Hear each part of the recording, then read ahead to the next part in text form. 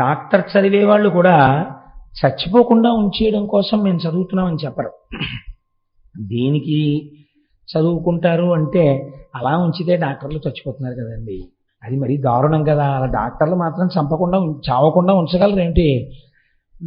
చావకుండా చావు వచ్చే లోపల వచ్చే బాధ పెట్టే రోగాల్ని ఈశ్వర స్వరూపంతో తగ్గించేసి బాధ తగ్గిస్తారు.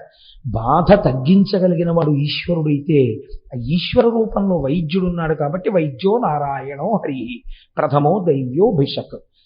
ఈయన చిత్రమైన కోరికోటి వచ్చింది ఈయనకి. ఇలా చచ్చిపోయిన వాడిని నేను వెంటనే ఓ మంత్రం వేయగానే వాడు బతకాలి. ఇప్పుడు ఆయన ఏం కోరుకుంటున్నట్టు లోకంలో?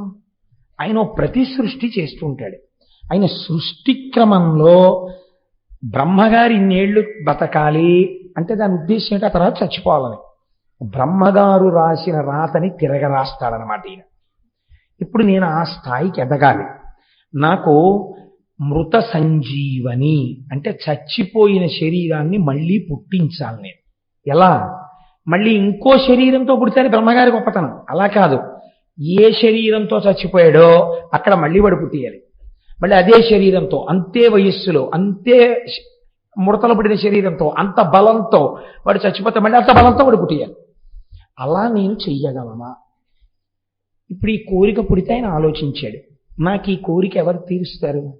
ఈ కోరిక తీర్చడానికి సృష్టికర్తగా ఉన్నవాడు, స్థితికర్తగా ఉన్నవాడు, ప్రళయకర్తగా ఉన్నవాడు వాడు బ్రహ్మము.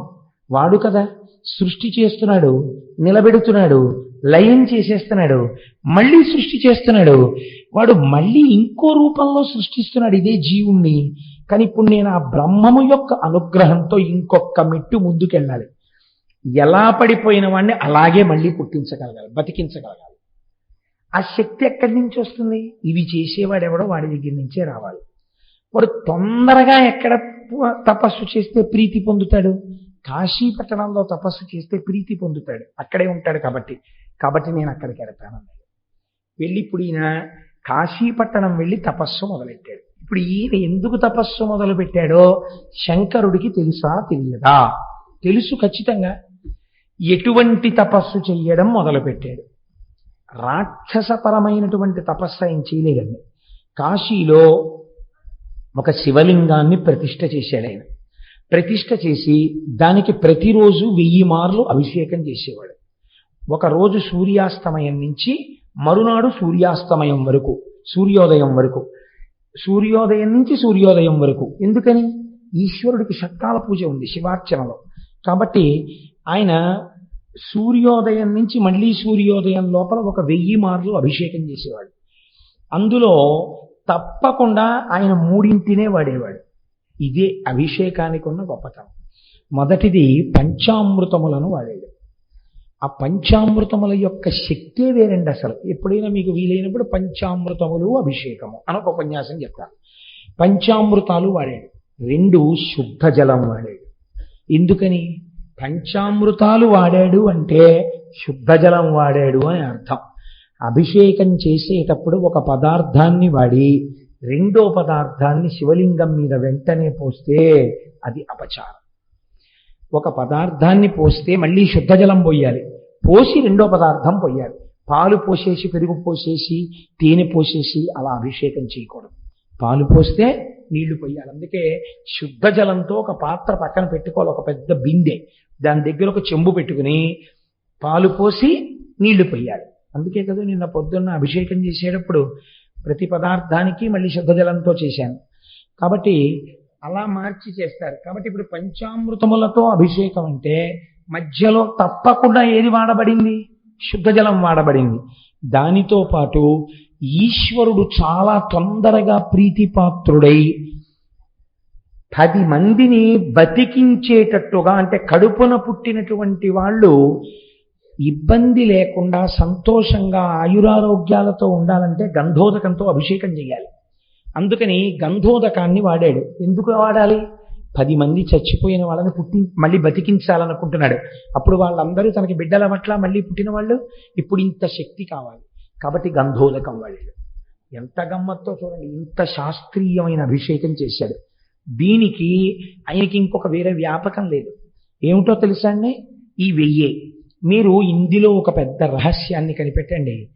ఇలా చేసేటప్పుడు భార్గవుడు పరమశివుణ్ణి అభిషేకానంతరం అర్చన చెయ్యాలి. మళ్ళీ లఘువుగానైనా సరే పొడిగా తుడిచేసి వస్త్రం కట్టి అభిషేకం చెయ్యాలి, అర్చన చెయ్యాలి. ఈ అర్చన చేసేటప్పుడు ఆయన కొన్ని పువ్వులు వాడాడు. ఇందులో నేను మీకు చెప్తాను, మనకి బాగా అందుబాటులో ఉన్నప్పటికీ మనం ఎప్పుడూ పరమశివుణ్ణి అసలు వాటితో అర్చన చేయము. కారణమేమి? మనకి పౌరాణిక జ్ఞానము లేకపోవటయే. మనకి తెలీదు. ఎంతసేపు పళ్ళరసాలు తెస్తాం కానీ అసలు శివుడికి వీటితో చేస్తే తొందరగా ప్రీతిపాత్రుడవుతాడని మనకి తెలియదు. ఇప్పుడు వినండి ఆ జాబితా. సంపంగి పూలు చేస్తామనుకోండి, పోని ఉమ్మెత్త పూలు తక్కువ, గన్నేరు పూలు వాడుతుంటారు, తామర వాడతాం, కొండగోగు తక్కువ, జాజి వాడతాం, కడిమి పువ్వు దొరకడం కూడా చాలా కష్టం. కడిమి పువ్వు సాధారణంగా వాడడం. అలాగే పొగడ పువ్వు వాడుతూ ఉంటారు, కలువ పువ్వు వాడుతూ ఉంటారు, మల్లె పువ్వు వాడతారు, కమలములు వాడతారు, సురపొన్న పూలు అక్కడక్కడ వాడతారు, దర్భాగ్రములు. ఇవాళ మేము అభిషేకం చేస్తున్నామండి. అభిషేకం తర్వాత అర్చన చేయడానికి దర్భాగ్రములు సిద్ధం చేసుకున్నాము అన్న వాళ్ళ ఎంతమంది ఉన్నారో నాకు చూపించండి. శివాభిషేకం చేసిన తరువాత కొత్త దర్భలు తీసుకొచ్చి వాటి తలుక చివుర్లు తుంపి ఒక ఆకులో వేసుకుని చక్కగా శివనామాలు చెప్తూ ఆ దర్భాగ్రములతో పూజ చేయాలి శంకరుడికి. ఎందుకు చెప్పండి అలా పూజ చేయడం? దాని వెనకాతల ఒక పెద్ద రహస్యం ఉంది. ఒక మంత్రం చెప్తుంటారు. ఆ మంత్రం చెప్పినప్పుడు గడ్డిపరకని అలా ముట్టుకుంటే, గడ్డిపరక అంటే దర్భ, ఆ దర్భని ఇలా ముట్టుకుంటే సర్వ పాపములు నశించిపోతాయి. అందుకే సీతమ్మ తల్లి రావణాసురుడితో మాట్లాడేటప్పుడు గడ్డిపరకని పెట్టడానికి కారణం అది. పరపురుషుడు, కామంతో చూస్తున్నవాడు, రాక్షసుడు భర్త పక్కన లేనప్పుడు ఆయనతో మాట్లాడుతోంది కాబట్టి ఆ పాపం పోవడం కోసమని గడ్డిపరక పెట్టి మాట్లాడేది ఆవిడ. కాబట్టి దర్భాగ్రములు, మామిడి చిగుళ్ళు తీసుకొచ్చి శివలింగానికి పూజ చేయాలి.